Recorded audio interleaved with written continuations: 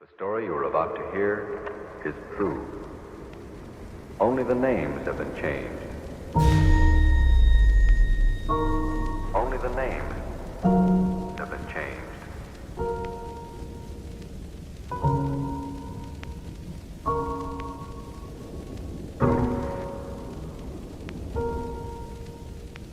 Here, only the names have been changed. Only the names have been changed.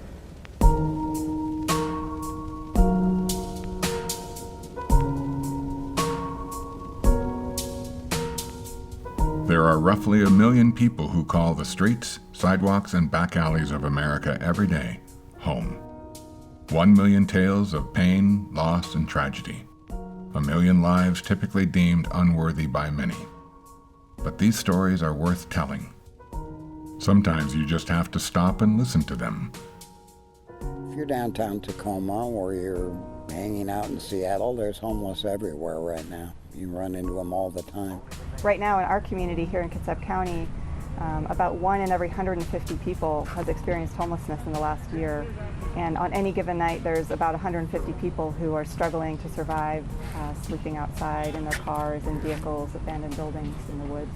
Took off from home when I was 16 years old. I had an physically abusive mom and a sexually abusive stepdad. Went to the streets of Seattle. Ended up meeting somebody.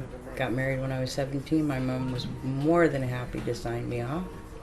Rough life all the way through. I found myself as a pregnant teenager. My family was not happy about that. I became homeless.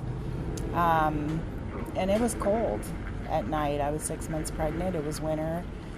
And it was very difficult. But my family didn't agree with everything that I was doing and all of my decisions. Since we're not fortune tellers and cannot predict the future, we never know what's coming. It doesn't ever seem to stop. The horrific downward spiral never ending in our lives.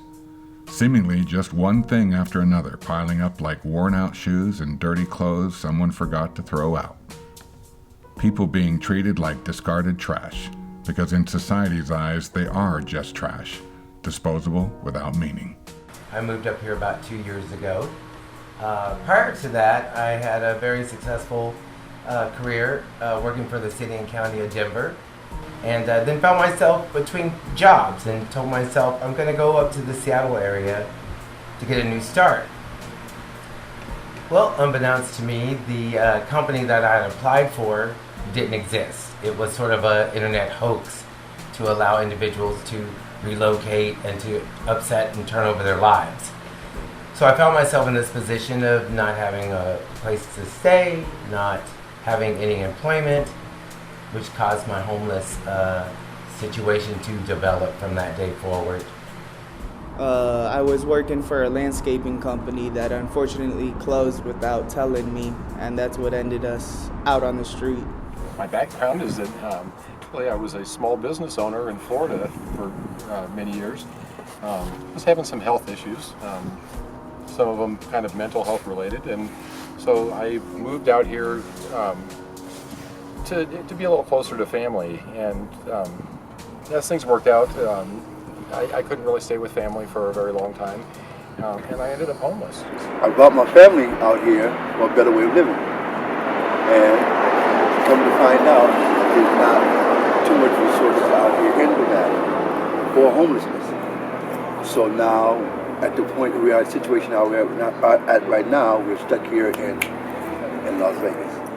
I'm originally born in Chicago, but I grew up here in Nevada. As I didn't graduate high school, I was one of those teenagers that just really wasn't into school. And I found myself dropping out in the second semester of 12th grade, at age 24. I was at 95, around 96, 97, I kind of fell off into addiction. The cocaine use, I wouldn't call it a gateway, but as an open door to, marijuana was, a main frame. Now the particulars of that, now once you come out of something inwardly, you still have the outward shell.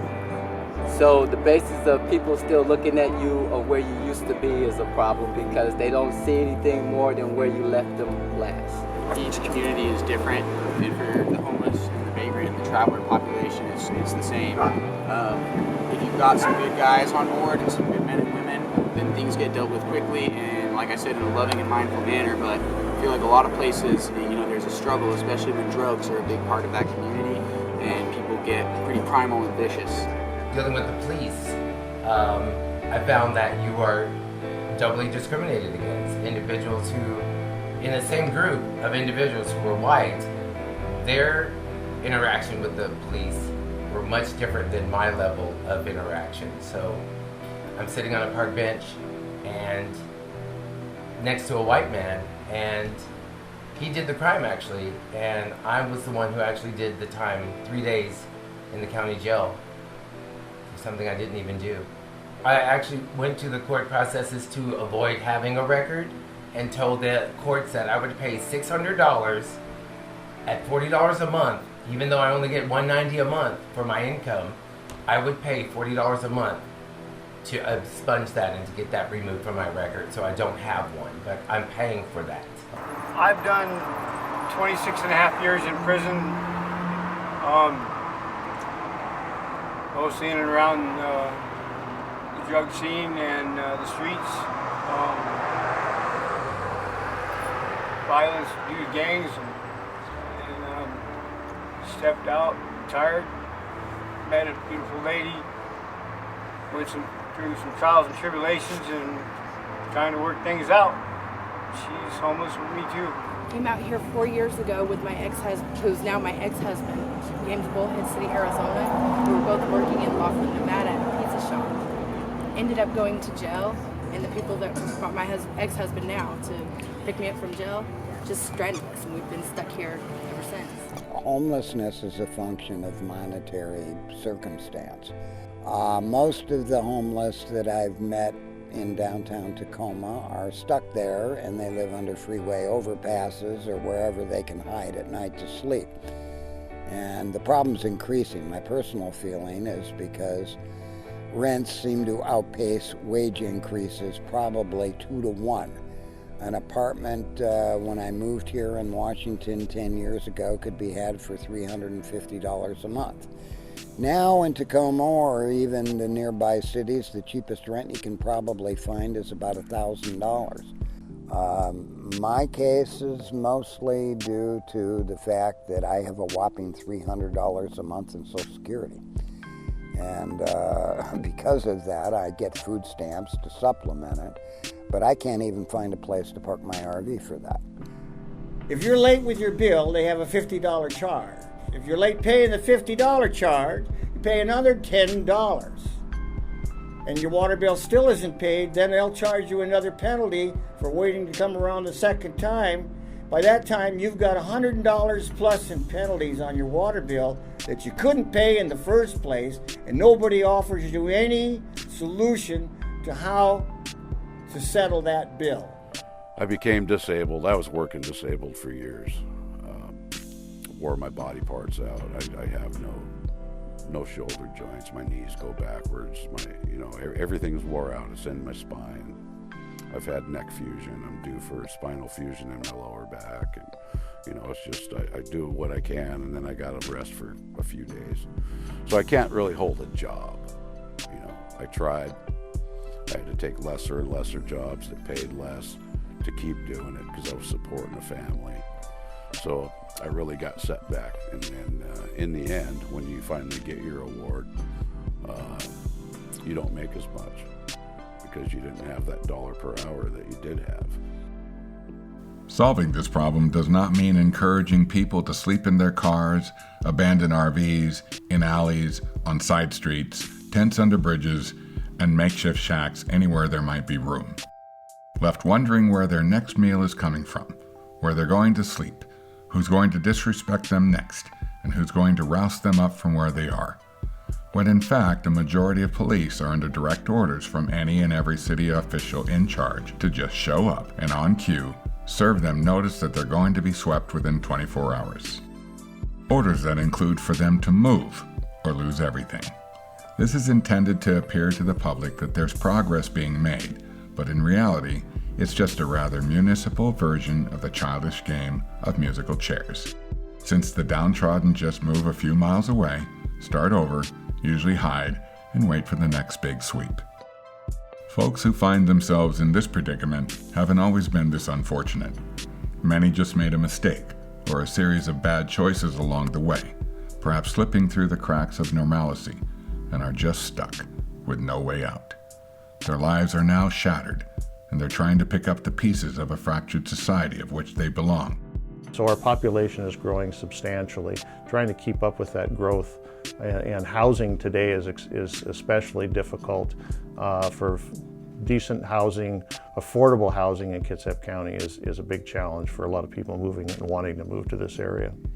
There's always families that are right at the edge of losing their homes.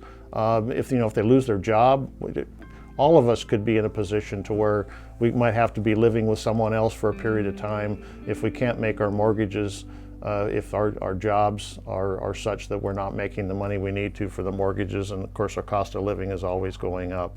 So I think it's increasing, so that as the increase of population comes into our community, we're also going to have a portion of that ends up being homeless at some point. Some families are not necessarily homeless because of drugs. They've lost their job, or they've had some other catastrophe happen in their family to where they've lost a home. But that doesn't mean that they're drug addicts or they're alcoholics or have other substance abuse issues. There are other people that have substance abuse issues that cause them to lose their jobs, to lose their homes. So it's a combination of things, and I don't think that we can actually put a label on what does homeless mean. What it means is someone's not living in a home is what it means. This state has stipulations for renting now that you have to have 2 times to 4 times the amount of income toward your rent. Well, before I got the job, I was on disability, Social Security, and him and I's incomes didn't make enough money for any apartment to put us in. And then for us to get into like subsidized housing, we made just a little bit too much money. So part of the problem that I see with the homelessness in some cases, some people choose to be out there that way, but I've worked, I am a person of society that shouldn't be being punished because I don't make enough money because I hurt myself on the job. Because I've never done anything to deserve the way I've been treated in the last couple of years. And I'm, believe it or not, 75. I would say that I would be the person that would never be homeless, because as a young person I was successful and graduated from college, went on in life, was a sports writer in Ohio, and then became a very successful rich businessman, at least in proportion to what I felt was rich, living on a waterfront home with cars and boats and toys, we'll call it. And in that time period, unfortunately, when my business that I had failed, I ended up living homeless for the next 3 years in my car with my dog Willow. I mean, you can work all your life like I did, and that's what you get. Oof. Yeah. Gone. Then you're nothing. You're just a number. Once in a while, I remember one situation where a man was very distraught sitting on a curb in front of his house, and he's head in hands. He just learned his rent was going up $500 a month. There was no way he was going to absorb that. He was not going to cover that in his budget. Shaped the first year of office for me. It has shaped the focus and goals of my administration. We will be working with two main initiatives. One, we're going to concentrate heavily on affordable housing, how to create it, and two, how do we create opportunity in this city for our residents. Many people interviewed for this piece were in their prior lives prosecuting attorneys, law students, lawyers, dentists, hygienists, doctors, nurses, teachers, preachers, principals, business owners, and some were even judges. Just because we're homeless, don't look down on us. A lot of us have college educations, degrees, masters, bachelors, everything. We're just stuck in a bad position right now. A little bit of help would be nice, or some sympathy. Just say hi. Acknowledge us. Became homeless. Well, this is my 7th year. I was taking care of an elderly gentleman that just happened to pass away, and I was kicked out of the apartment and was caused to be homeless. And some people that I had met that are homeless introduced me to a place, and I bought a tent and was living in it ever since. I've been fighting my Social Security for the last 8 years. I can't get any help anywhere I turn. He's not one case. I've dealt with 40 to 50 cases like this. I've dealt with 19 to 29-year-olds who felt safer on the streets than they did in the foster home that they lived in. That felt safer on the streets than they did in their meth-filled mother's house. And so when you give them a home by themselves, you're showing them a cage because they only know a home that was disruptive. But nobody's given them the living skills to be in a good home. I stopped using heroin. I have a 7-year-old daughter. Wow. And I know when I close my eyes in that tent, I'm not going to be sexually abused. No one's going to put their hands on me. Good. And I have a warm place to sleep. Good. And if I call Pineapple, all the men come running. That means something serious is happening and someone needs help. I've heard of tent cities over in Seattle, but now they've torn those down. So my question is, if they're tearing down these places and the police are harassing people that are just simply trying to sleep in their car in a parking lot at night, where are they going to push the homeless to? They can't push them out into the ocean. So then you have people, that are fearful. And being fearful takes you to a wrong place where you could resort to crime. You could resort to a lot of things. Maybe even if it's to go to jail to get a warm meal and a place to sleep at night. We're always going to have crime, drugs, mental health issues with homelessness. But there are already programs out there that are designed to deal with that. What we don't have programs for are people like me that are just out there. And whether it be paying it forward, paying it back, going out there, signing up a volunteer contract. Hey, after I am housed, I'll come back here and I'll volunteer so many hours every month to pay back what I got out of the program. So there's all these kinds of things that we can think about, we can do as people. We're imaginative, and we've got the money. So I don't understand why something more isn't being done. It's because it's easier to close your eyes to the problem. Well, it's not affecting me, it's not affecting my family, it's not affecting my friends. Well, maybe that one that, he drinks too much. I mean, that kind of thing. So there's judgment, then there's just denial, and that's really, really tough. There's always enough to feed your neighbor. There's always a blanket. There's always a towel. There's always a sip of water. It has to go back to human response and the fact that we were designed to take care of each other. We are failing miserably. That's why homelessness is here. There is always hope. What if society in general and the powers that be came up with and tried new, out-of-the-box ideas? Ones that accomplish something other than bashing the politicians and the police and the policymakers with no positive results.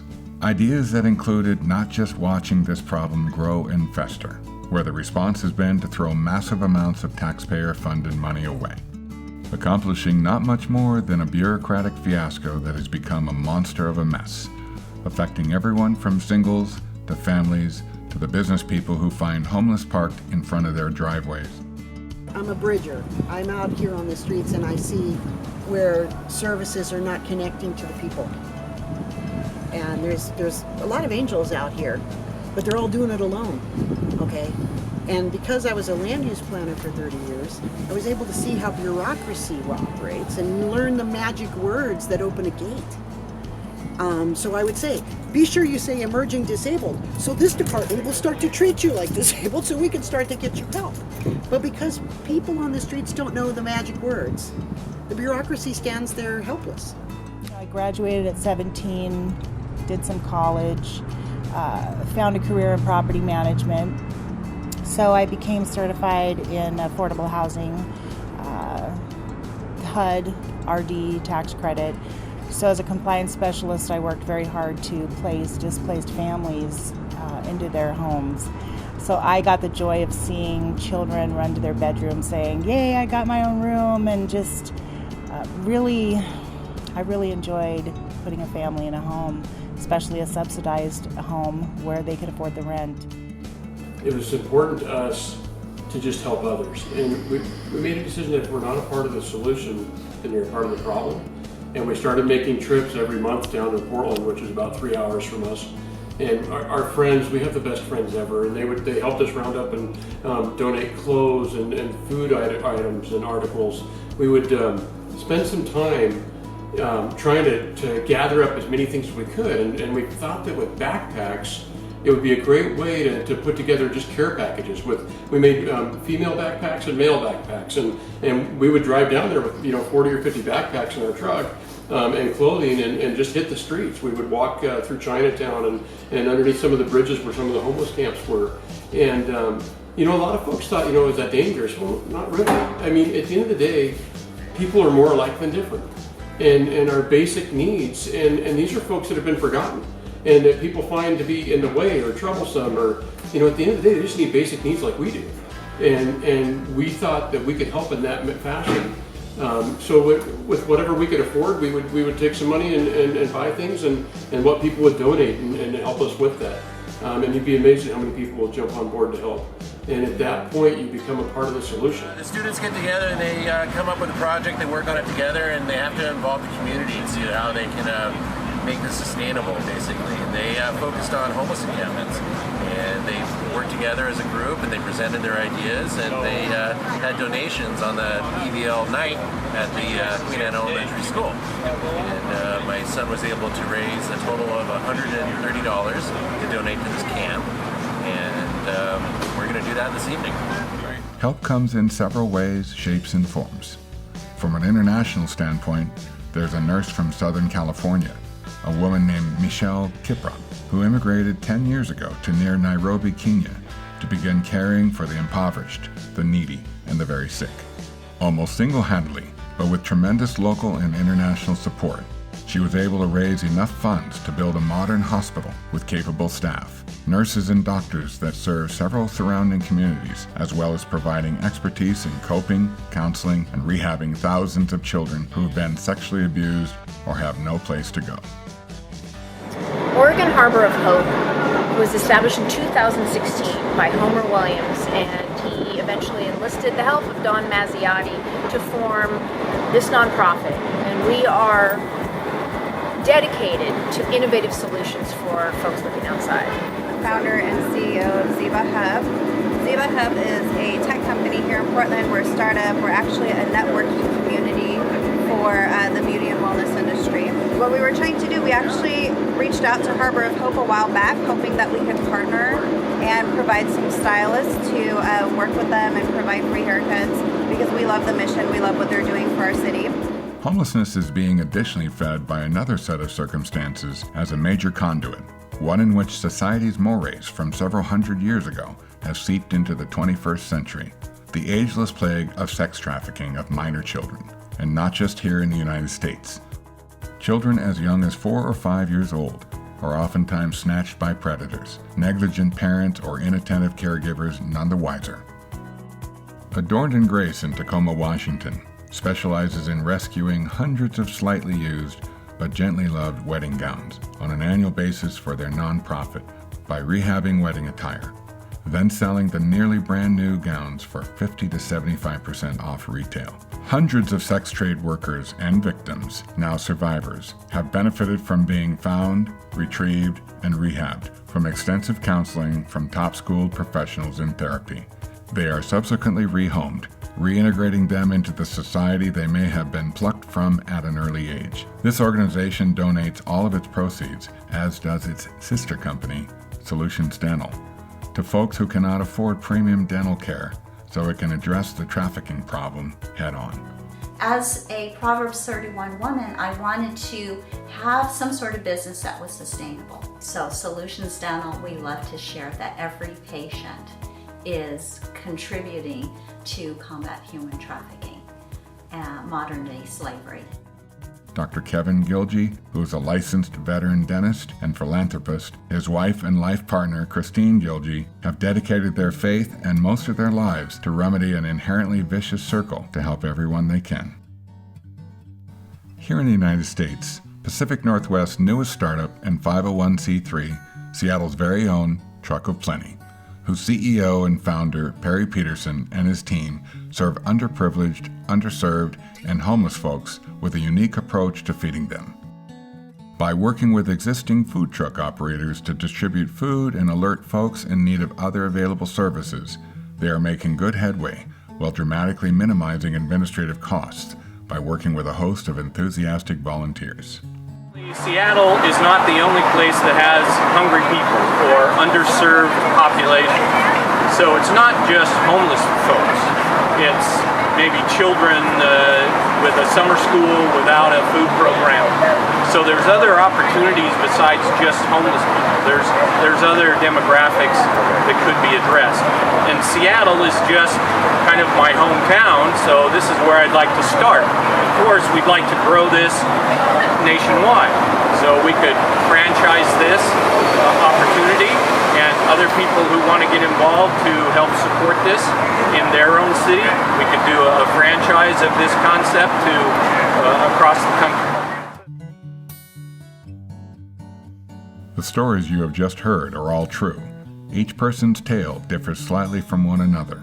However, the one thing they all have in common is they've figured out a way to survive under horrific circumstances while waiting, hoping, begging, and praying there's someone out there who will listen. This documentary doesn't pretend it will save the world or all the problems which exist for many. But one thing is true. These folks who live like this all agree that having their lives shattered doesn't mean it has to be forever, as they are attempting to pick up the pieces of their lives one by one and praying society pays attention to their plight. Only when we bond together, share and implement new ideas, can we as a nation even begin to heal.